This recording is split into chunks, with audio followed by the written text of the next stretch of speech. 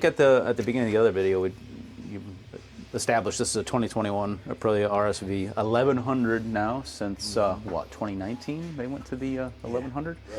So, yeah, it's the real deal as far as big horsepower bike, way more than you need, way more than I need at 175 pounds on the track, but it's addictive, it's fun. What was that? Oh, I thought your camera turned off. So, second year on this bike. Started my Aprilia journey because, what, 6 years ago? So, I bought the 2012. That's, by the way, how we met. Yeah, that's how we met. So I bought the 2012 Aprilia from Valentine. Yeah, sure, Val. I don't know. I've known him for 10 years now. I don't know how to say his name. But anyways, so this is the second Aprilia I've owned. This is obviously several generations, far better bike than the 2012 was. Everything about it. Chassis setup, engine, electronics package, it's the real deal. So this year, basically we did a full disassembly of the engine, pulled the heads off for no other reason than chasing a 200 horsepower dyno, real world at the rear tire, 200 horsepower dyno. That's my goal. So at some point you're going to have this dyno. Yes, we're going to have this dyno. And your target is 200 horsepower at the rear wheel. 200 above.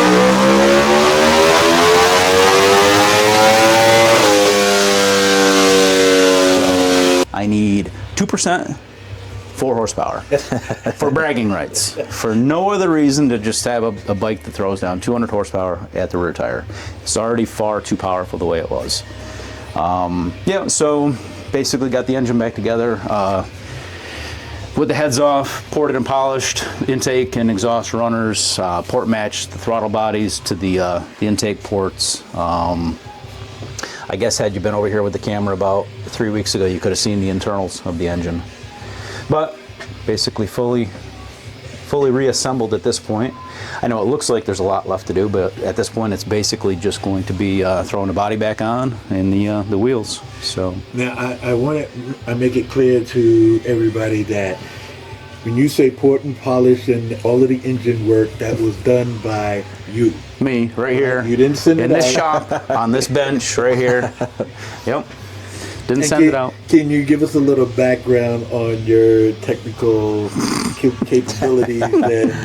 I'm a self-taught mechanic, and Trial and error. Yeah, I did the port and polish on the 2012 and gained about 5 horsepower on that one. Okay. Now, that was 180 horse claimed at the engine, and when it was dynoed, you could roughly figure it was maybe 185 horsepower. So that's why I'm saying it gained about 5 horse. If I can get anywhere as close to that, that'll put me over the 200 horsepower goal.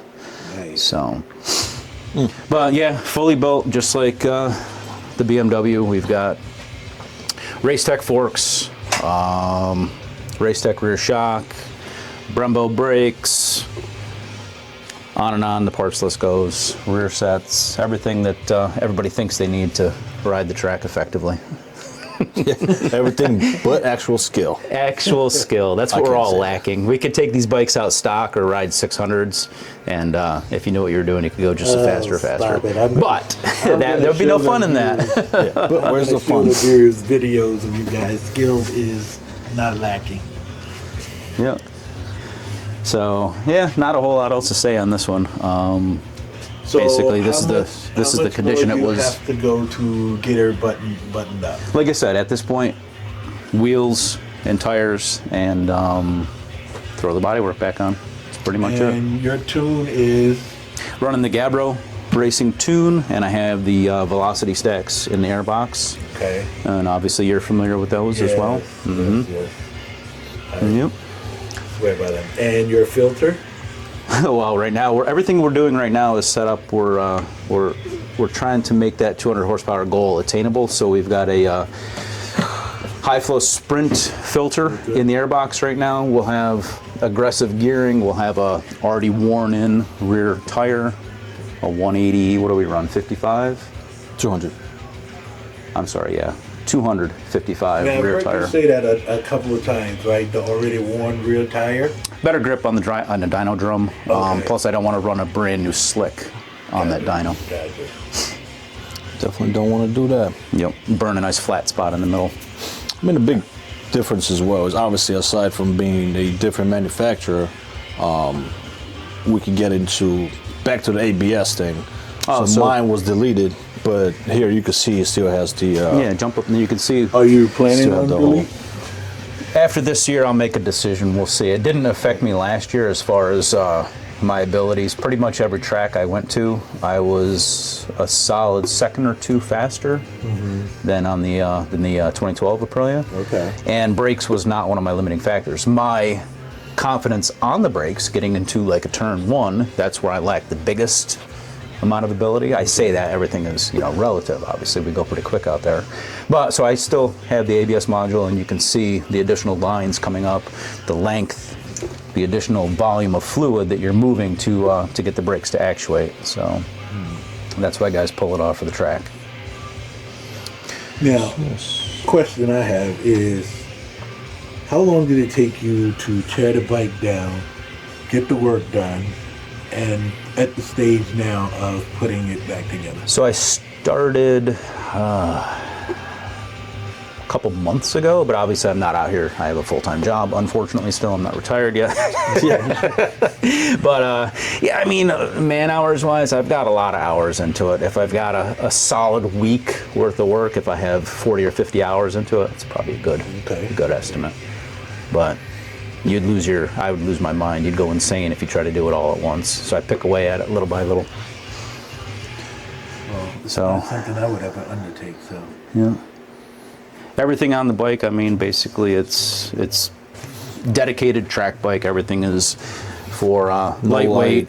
And we forgot to mention earlier, these bikes are basically have no turn lights, no headlights, no tail lights, none of that. All of that has been gutted out of the bikes. and the sole purpose of that is weight reduction. Weight reduction. Weight reduction, yeah. Obviously, you don't need headlights at the track to be, beaming somebody, because for one, you're not even supposed to be looking back. And what exhaust are you running? I have no exhaust on the bike right now. So I have the Acra exhaust as well. Where is it? My bin of parts here. So I ran this little shorty growler, which was a wrecked can that I basically cut in half, took the damaged part out of. I don't know, how obnoxious was it? The substantial amount of time that you spent behind the bike and the rider are more obnoxious than the exhaust. So the substantial amount of time that you spent behind me last year, was it obnoxious? Here we go. So I have this one here. That's a stock size. Okay. And that's what's going to be on the bike. Now the shorty was on the bike last year. I ran that for the majority. Did I have that in Texas in August still? Yeah. I think you did. I don't even remember. If I remember. I have to look at pictures Correctly. This was beautiful. This was a pristine piece right here until this little incident happened.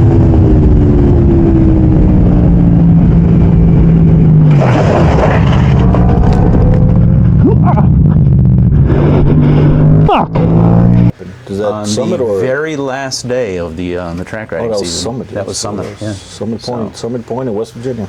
Got very lucky. Yeah. No injury. We did that little dent So you and. actually had an agricultural experience. Oh yeah. This was a 50-mile-an-hour wreck, and that was the extent of the damage right there. Some decal damage. So I got very lucky. Very lucky. Now that's the plastic that's going back on here. Yep. That is what is a Sebimoto European derived plastic. It's my own custom wrap work, vinyl wrap work on the bike as well. Nice. A lot of man hours in there too. Yeah, a ton of man hours. Yeah. Yes. Now both of these machines, so they're just so powerful that do we really need them? I mean, we No, like I said, sit down on 600s but where's the fun in that? well, and again, I mean, No, I don't see either. you can start right off the street and start track riding. Is the camera on still? Yes. You could jump right on a 1000 And kill yourself. and kill yourself. No, you could go out and have a blast. But if you want to go faster, what's the old adage? You go slow you learn your fundamentals. You go slow to go fast. So I did, and I am I guess, living proof of that, because I started. What did I start on? Kawasaki 636.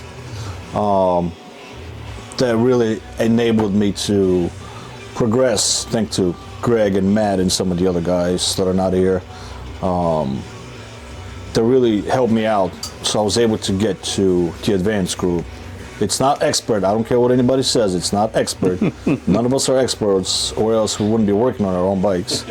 yeah, We exactly. got into the advanced group, so to speak. It's a lot more fun there. You took it a little serious. I think we all started pretty much the same time. I think you might have had a couple of track days ahead of us. But the one difference with you is that you started using coaches right away. Yes, that was very helpful. And you consistently used coaches, until you were pretty much accomplished. I think our approach was we were just glad to be at the track. And then once again you meet Greg and you meet Matt, and Well, let's get one thing straight, all right? He met me. He bought my bike. But we're not going to go there. he met you. See, we can't have anything without dog. Actually, no, that's when I chased you down in pit race. Pit, yeah. After I'd bought the bike, Yes, I was laying underneath of it looking for the oil leak. Yes, Yeah. I do remember that. And you walked up, I was like, who the hell is this guy? Oh, hey, what's up, dude? Your bike is leaking. What the hell did you do to it? Not my bike anymore. But yeah, that's all. For the record, it was just a defect in the oil filter. Oil filter, that's what it was. K&N. Actually, it was one of those high flows. High flows, yeah. The weld had perforated the end, and it was actually leaking. So Greg, by the way, could you just elaborate on your track riding starting? My history? I got a few more years than obviously Big V does. I started in 2011. My first track days were on a VFR 700. No, VFR 800. 2002 VFR 800. Learned with team promotion. First track day ever was at New Jersey Motorsports Park down there on Thunderbolt. The first day I was supposed to come home. I had some other engagement to take care of, and after the first day I stayed for the second day. And I just couldn't stop doing it. So you immediately I was immediately hooked, and I'd been a long-time rider. I'd ridden on the street, since, in my 50s now, but I've been riding for, the past 30 years, only on the track for the last 14. From there, just like everybody we're talking about earlier, I went ahead and bought a bright, shiny new 2012 at the time Honda CBR 1000. Okay. Because I was going to go faster than everybody, because I knew what I was doing. I was going to jump on a 1000. A friend of ours, Matt, bought a 2010 Aprilia RSV. He had a little incident at VIR. I saw a couple other guys get hurt on the 1000s, and I promptly sold my 1000RR and got a used 2007 crusty 600RR, Honda 600RR, and that was where I really learned how to ride. Okay. I was on that all the way up until 2020, when I bought the 2012 RSV from Big V. And that's how you do it. That's how you learn how to ride. If you're really serious about it, yes. Can you start and be successful on a 1000? Sure. Yeah. But if you want to really learn how to ride, you learn how to ride on a 600 or even a smaller bike. Yeah. Put your time in, learn how to be on the track, learn how to ride the track, and then even step if you look up. around the world, none of those fast guys, so to speak, GP riders, World Superbike, none of them started on a 1000. Right. Everybody started Moto on 3 is what, 250s or whatever the hell they Yeah, are? Little bikes. Little bikes. I mean, Marquez, little 50cc bike with Sure, as a child. helmet that's bigger than his body. He looks like a bobblehead. Yeah, right. They all start on little bikes. And matter of fact, they're actually moving now to less powerful bikes than. Oh, in the GP circus, yeah, they're down to an 850 now. 850, yep, 850 from the 1000. I don't know what the reason behind that is. Marketing, probably. money. It could very well be. I mean, yes, safety's one thing. They want to slow them down, but they want tighter, more marketable riding. I think that's what it That boils and down maybe to. get more manufacturers in. Maybe they want to bring Suzuki back in, which I Maybe don't some think Suzuki, they are. maybe a little BMW action. Hopefully, top racks in there now. We'll see. We'll see how it's going to go. Well, this has been awesome, and to everybody that's viewing it, we're definitely going to follow up with actual racing this year. Between these two, it's literally fun. How they remain friends, I don't know, because there's a competitive spirit. We've evolved past One of us buys the beer at the end of the day. We've evolved past a real cutthroat. You can't tell it when you're on the track. Well, thank you guys. Absolutely, thank you. I'm looking forward to progressing through the track season with you guys and finalizing the builds. Yep. All right, thanks guys. All right, we'll see you.